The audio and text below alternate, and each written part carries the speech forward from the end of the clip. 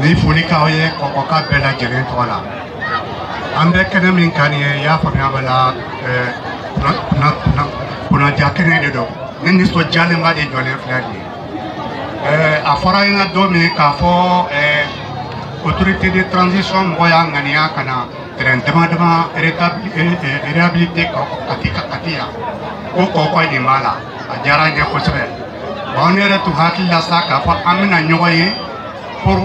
ko nin bɛ kɛ cogo min na an ka ɲɔgɔn faamuya la mais kow ka ca an ma se k'o kɛ ceci dit o tɛ foyi bɔ ayiwa ne ka nisɔndiya la an ko ni ne bɛ baara min na nin ye ne bɛ dugawu kɛ a kɛcogo ɲuman ala k'a nɔgɔya an ye n'i y'a mɛn i jɔ sababu ɲuman an ka nin sababu bɔra autorité de transition mɔgɔw de la olu de y'an ŋaniya ka na nin baara nin kɛ Kati yan ka nɔgɔya kɛ Kati denmisɛnninw ye u ka kulobɛ ko bɛ se ka sabati kɛnɛ sabatilen ka cogo min na olu la sa ne bɛ dugawu kɛ baara nin kɛcogo min ala k'a nɔgɔya an ye k'an ka autorité administrative fo n'o ye préfet ni municipalité monsieur le maire a n'a ka mɔgɔw ye k'an ka jeunesse fana bɛɛ lajɛlen fo ala kun bɛ ne fɛ ka fɔ a ye a y'a bisimila a bɔra a ka so a nana a ka so baara nin an b'a fɛ a ka daminɛ hɛrɛ la a b'a dugawu kɛ a wuli hɛrɛ la an kuntigi kanu kosɔn sallallahu alaihi wa sallam. Monsieur le préfet, monsieur le maire, monsieur le président du conseil de Sel, honorable invité, an ka député, an ka fɛn fɛn maba fɛn fɛn sera an ka foli bɛɛ lajɛlen. A y'a bɛɛ fɔ ka ban,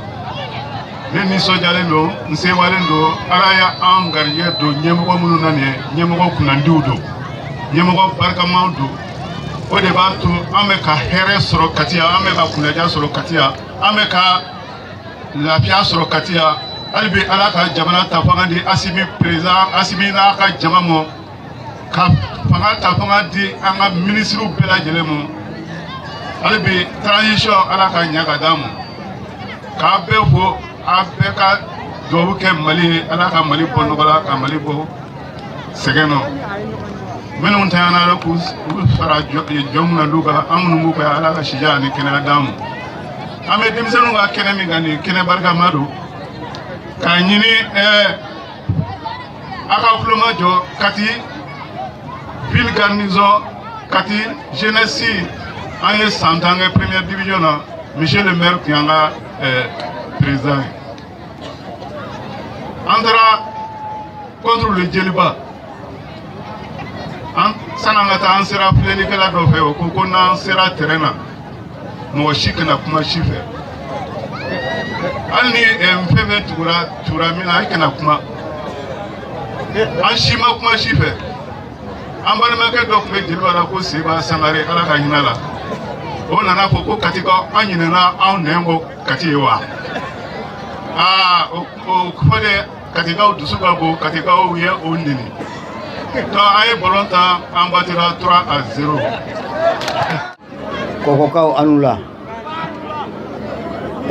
préfet ka foli bɛ yan conseil de cercle a président ka foli bɛ yan n ka maire action bɛɛ lajɛlen ka foli bɛ yan les honorables députés à l'Assemblée nationale aw ka foli bɛ yan n ka foli bɛ dugutigiw ye n ka foli bɛ denmisɛnninw ka président ye n ka foli bɛ musow ye n ka foli bɛ denmisɛnninw ye fɛn fɛn sen y'a se yan nɔ n ka foli bɛ a bɛɛ lajɛlen bi ye nisɔndiya don de wa an bɛɛ sewalen don an sewalen don mun na ala y'an garijɛgɛ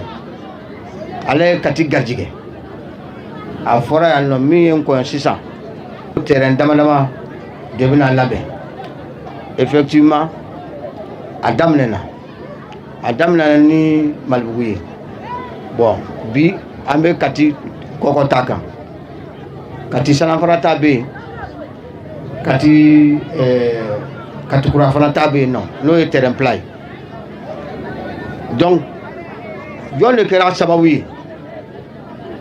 denmisɛnninw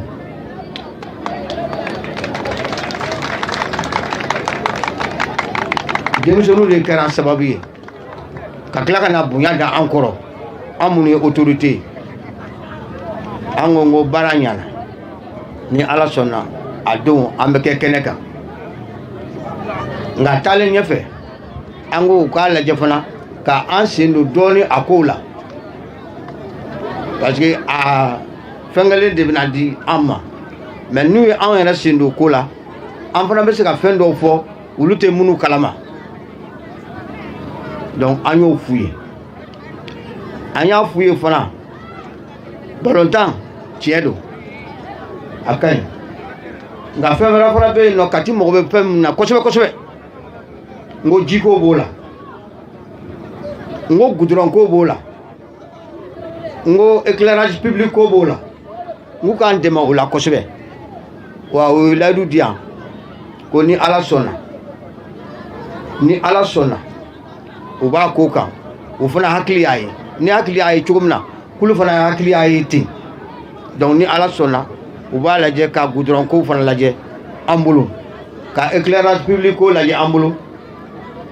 ka forage ko la je ambulu forage ko ni o ko ni siraso abo foli duma donc ka fuye ko vraiment o ka foli kerengere be anno oni faso de nyimaya donc netna kuma jenya tuguni aja ambi kati maire fo kati commune maire fo ambi anga honorable CNT mo wani mo ba fon biya ambi bela jere fo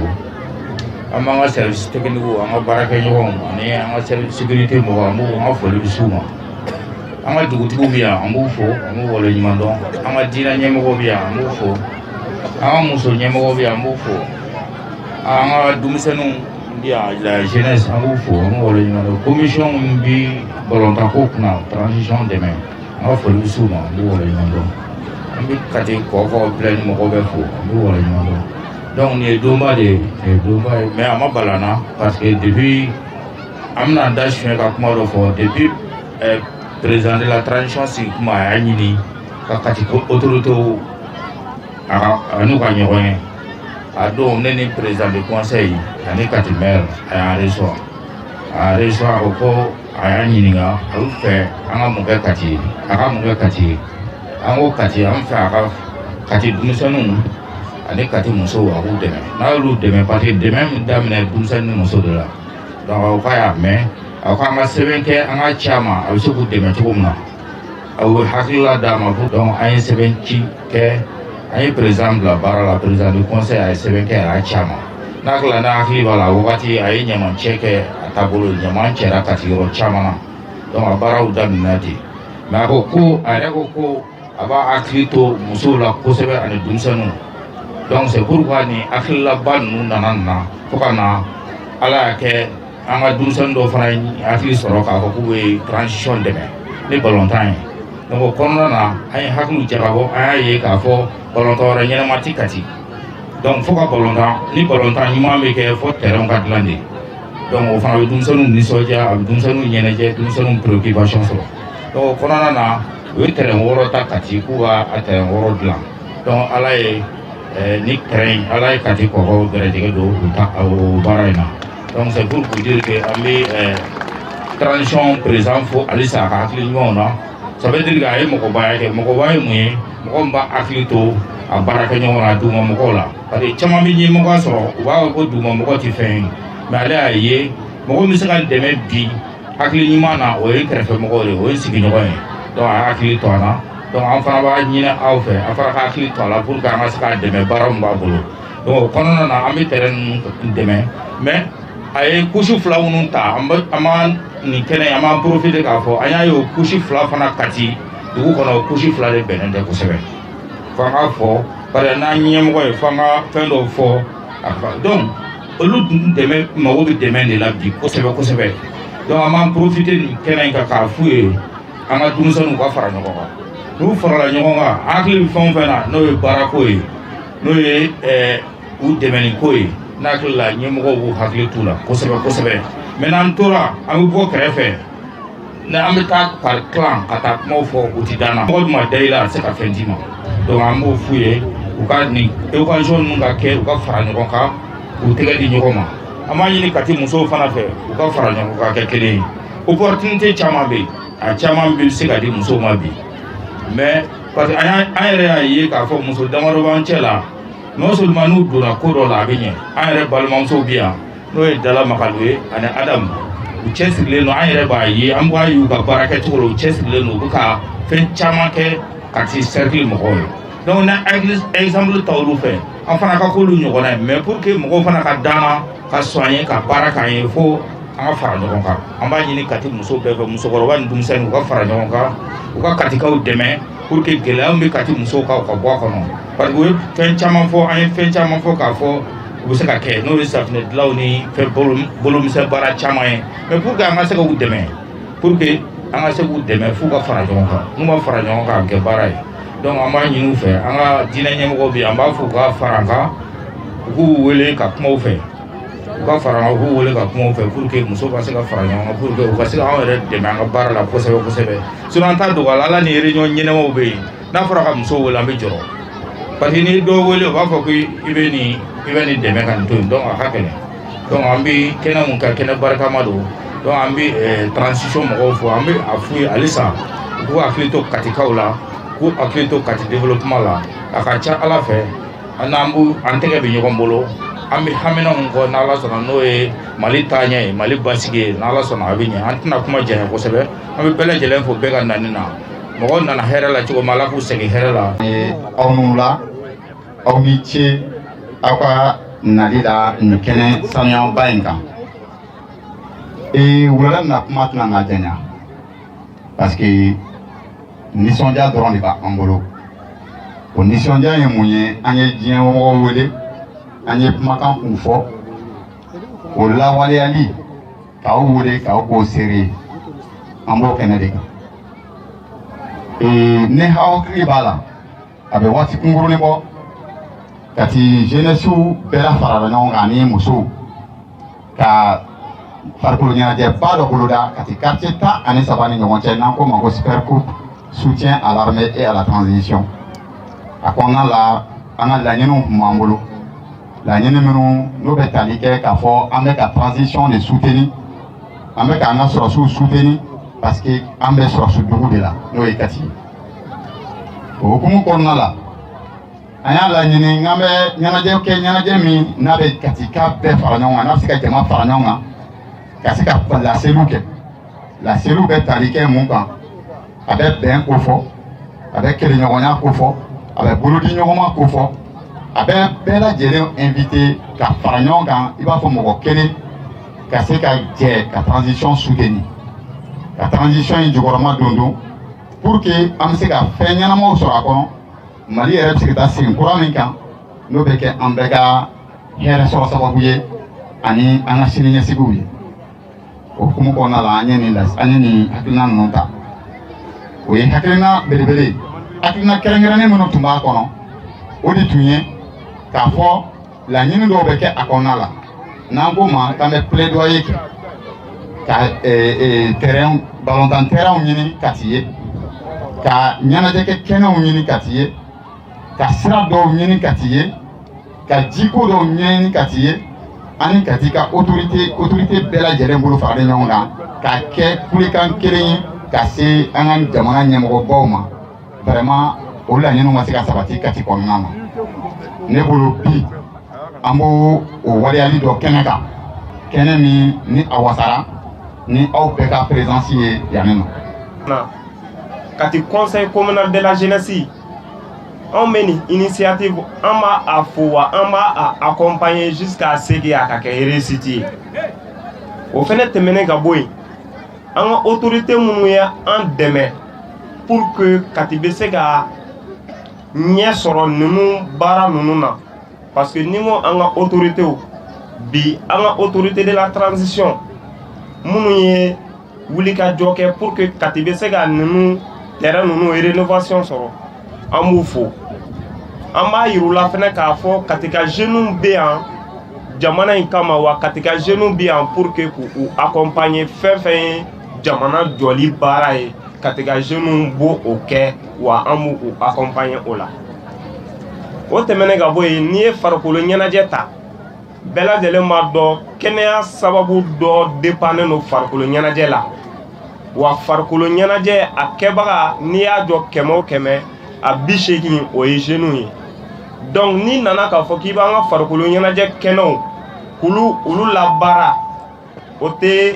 dɔwɛrɛ lasa anw ma ni nisɔndiya tɛ. Donc an nisɔndiyalen de bɛ nin kɛnɛ kan yan minnu ye hakilina in ta minnu y'a projet ta minnu bɛ k'a accompagner minnu bɛ k'a financer an nisɔndiyalen d'u kɔrɔ wa an b'u fo. O tɛmɛnen ka bɔ yen a bɛna kɛ an minnu ye bénéficiaires ye an bɛ nin terrain ye an b'a minɛ ka ɲa.